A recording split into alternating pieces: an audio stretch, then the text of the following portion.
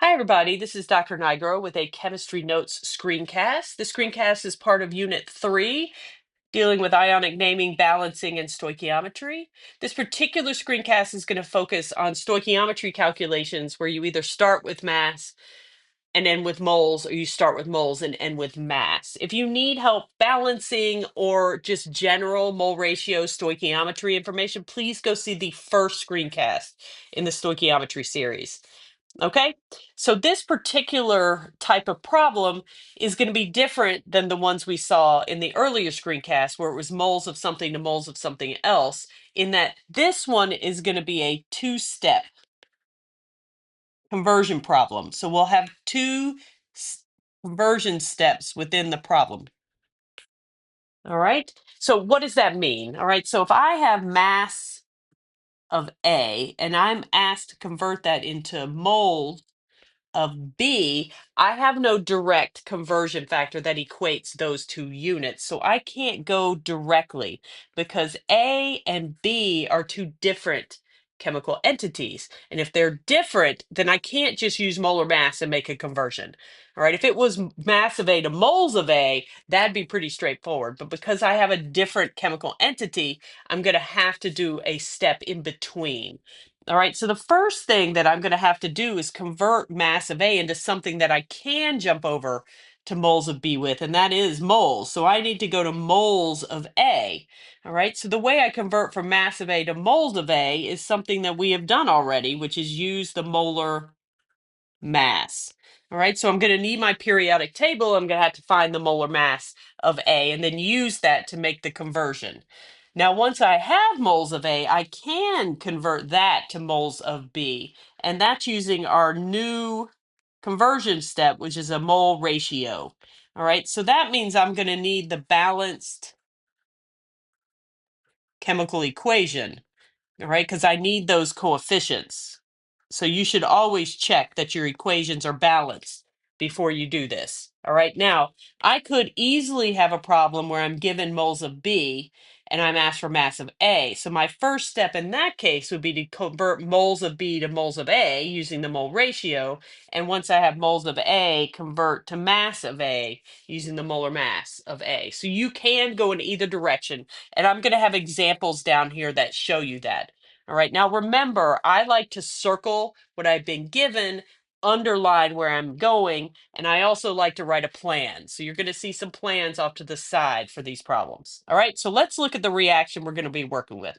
Solid aluminum metal reacts with aqueous hydrochloric acid, forming hydrogen gas and aqueous aluminum chloride. All right, so we start with what we have, aluminum solid plus hydrochloric acid. We have that formula, aqueous.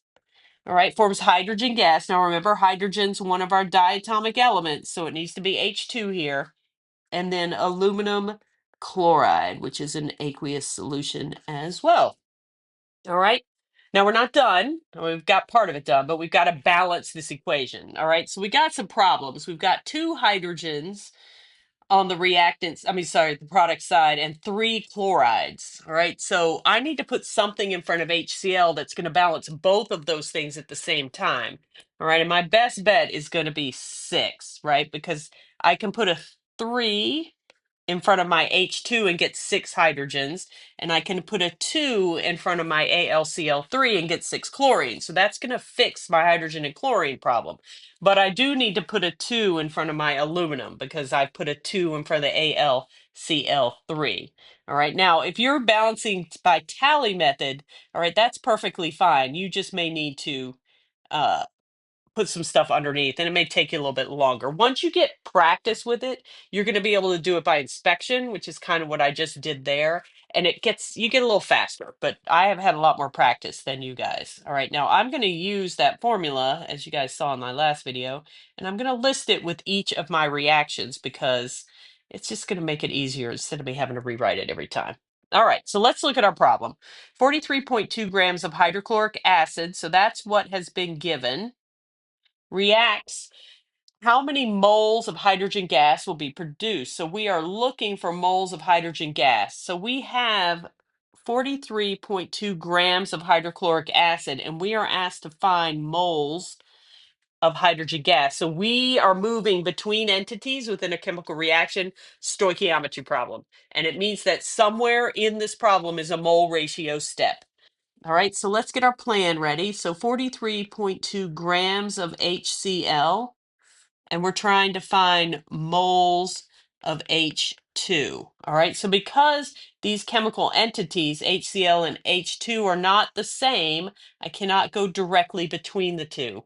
All right, so I'm going to convert that 43.2 grams of HCl into moles of HCl. All right, and I'm going to use the molar mass of hydrochloric acid to do that. And then I'm going to take those moles of HCl to moles of H2 using the mole ratio step. So this is going to be a two-step conversion problem. All right, so I start with what I've been given, 43.2 grams of HCl. All right, that unit, grams, is going to go on the bottom and moles up top. All right, and 1 mole of HCl has a mass of 36.46 grams. All right, remember, that's the molar mass. I'm just using the periodic table to determine what that mass should be. All right, but I'm not finished. That gets rid of my grams, but I still need to go to moles of H2. All right, so now the moles of HCl are going to go in the bottom of my second conversion factor, and moles of H2 are going to go up top. All right, so I go look at my balanced chemical reaction, and it tells me that for every 6 moles of HCl, I'm going to produce 3 moles of H2. Now, it is very tempting just to go ahead and reduce that to 1/2, and it's fine. Just don't mess it up. All right. I just leave it as is and do the math as is, because it's very easy to, for example, change to the top, but forget to do the bottom, or do the bottom and forget to do the top. So I just leave the mole ratio as is. All right. So that I don't make any errors by trying to simplify fractions. All right. But I'm going to be able to cancel those moles. And so I'm going to be left with moles of H2 in terms of my unit. All right, so now I just need to use my calculator. So it's going to be 43.2 times 3 divided by 36.46 and then divided by 6. And I get 0.592 for my moles of H2. Okay?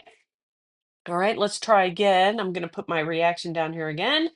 All right, this time, if 0.665 moles of aluminum reacts, how many grams of AlCl3 will be produced? All right, so we are given moles of aluminum and we're asked to find grams of AgCl3.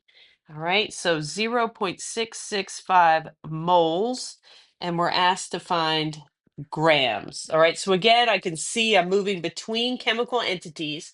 So it's a stoichiometry problem, which means that I have to have a mole ratio step in here somewhere. All right, so 0.665 moles of Al, and I'm trying to find grams of AlCl3. All right, and again, because these are two different chemical entities, I cannot go directly between the two substances. I have to do a step in between. So I'm going to first convert moles of Al to moles of AlCl3, and I'm going to do that using the mole ratio step. All right. I'm then going to take those moles of AlCl3 and go to grams of AlCl3 using its molar mass. We need to calculate that using the periodic table. All right, so we start the setup. So 0.665 moles of aluminum. And my first unit conversion factor is going to put that unit on the bottom. All right, and I'm trying to convert that to moles of AlCl3. All right, so I go look at my balanced chemical reaction, and it tells me that for every 2 moles of aluminum, I'm going to produce 2 moles of AlCl3. All right, I'm going to cancel the aluminum, and now I need to convert moles of AlCl3. So that's going to go in the bottom of my conversion factor to grams of AlCl3. All right, so that means I need the molar mass of AlCl3. All right, so that's going to be 1 aluminum plus 3 chlorines, which is going to be around 133.4 Oops, except I put that in the wrong spot. Did you guys see me do that? Oops. All right, let me try again. 1 mole has a mass of 133.4 grams. There we go. So that's going to let me cancel those moles, and I'm going to be left with the unit of grams of AlCl3, which is what the problem's asking me to do. All right, so now I'm going to multiply 0.665 times 2 times 133.4 divided by 2. All right, now again, if you don't want to do the 2 over 2, you can do that. That's fine. Just make sure you're careful and you do everything you need to. All right, I got 88.7 grams of AlCl3 that are produced when 0.665 moles of aluminum react. All right, let's go down the next one. We'll put our reaction in here. All right, if 45.5 grams of hydrogen gas is produced, how many moles of AlCl3 was also produced? All right, so we're given moles of hydrogen gas, oh, sorry, grams of hydrogen gas, and we're asked to find moles of AlCl3. All right, so we've got 45.5 grams of hydrogen gas, and we're asked to find moles of AlCl3. So again, moving between chemical entities in the reaction, stoichiometry problem. Got to have a mole ratio step somewhere. All right, so let's put our plan together. 45.5 grams of H2. We're trying to convert that into moles of AlCl3. All right, and because we again have two different chemical entities, you cannot do that directly. All right, so my first step is going to be to take the grams of H2 to moles of H2, and I'll do that using the molar mass of H2. Once I have moles, then I can go to moles of AlCl3 if I use a mole ratio step. And there's the stoichiometry step. All right, so a two-step problem, just like we saw before. All right, we start with what we have been given, 45.5 grams of H2. All right, and my conversion factor, the grams of H2 are going to go on the bottom. Moles of H2 are going to go up top, and 1 mole of H2 has a mass of 2.02 grams. So that's going to cancel the H2 grams for me, but I'm not done.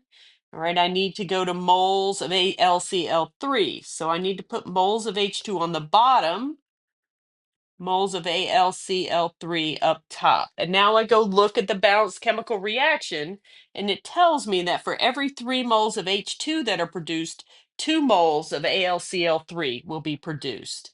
All right, so this is going to let me cancel the moles of H2, and I'm left with just moles of AlCl3. All right, so then I multiply 45.5 times 2. All right, I'm going to divide that by 2.02 and then divide again by 3. And I find that I have 15.0 moles of AlCl3 that are produced if I produce 45.5 grams of hydrogen gas. Okay? All right, last one. All right, look at my reaction here. If 2.38 moles of aluminum reacts, how many grams of hydrochloric acid also reacted? All right, so I've been given 2.38 moles of aluminum, and I'm asked to calculate the grams of HCl. All right, so again, you can see that we're moving between chemical entities, which means stoichiometry, which means mole ratio step. All right, so I plan what I'm going to do, 2.38 moles of aluminum, and I'm trying to calculate the grams of HCl. All right, because the aluminum and hydrochloric acid are two different chemical entities, I cannot move directly between these two. All right, so instead, I'm going to convert the moles of aluminum into moles of hydrochloric acid, and I'm going to do that with a mole ratio step. Then I'm going to follow that step by converting moles of aluminum into moles of hydrochloric acid into grams of hydrochloric acid using the molar mass of hydrochloric acid. So there's my plan, 2 steps, mole ratio first this time. All right, so I start with what I've been given, 2.38 moles of aluminum. All right, that mole is going to go in the bottom of my conversion factor. And according to my plan, I'm converting to moles of hydrochloric acid. So I need to go look at the balanced chemical reaction, and it tells me for every 2 moles of aluminum, I need 6 moles of hydrochloric acid. All right, so that's going to let me cancel the moles of aluminum, but I'm not finished because the problem asks for grams of hydrochloric acid.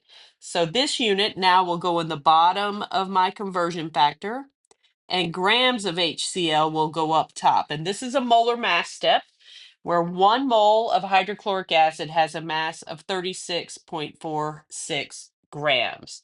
All right, so that's going to let me cancel the moles of HCl, and now I just have grams of hydrochloric acid left, so I know everything is set up right.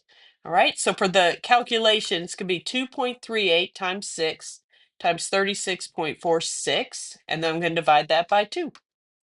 And I find that for 2.38 moles of aluminum, I will need 260 grams of HCl for the reaction. Okay? All right, so as you can see with each of these problems, there really were 2 steps. One was a molar mass conversion and one was a mole ratio conversion. It just depends on what you're given and what you're trying to get to as to where those come. All right? Strongly suggest that you have your reaction and list what you have been given and what you're looking for under it, and you write a plan. You eventually may not need the plan anymore, which is fine. But just to start, just to make sure you know and understand what steps you need to do, I strongly suggest you write out a plan. All right.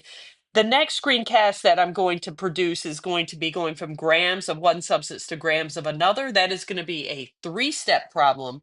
So it's one extra step over this one. So the plan will be even more important there. All right. So getting used to writing out plans and being systematic in how you attack these problems is going to be very important, because if you come up with a system and that system works for you, then you're going to be able to tackle almost any problem that I can think of. Okay? If you have any questions, please let me know.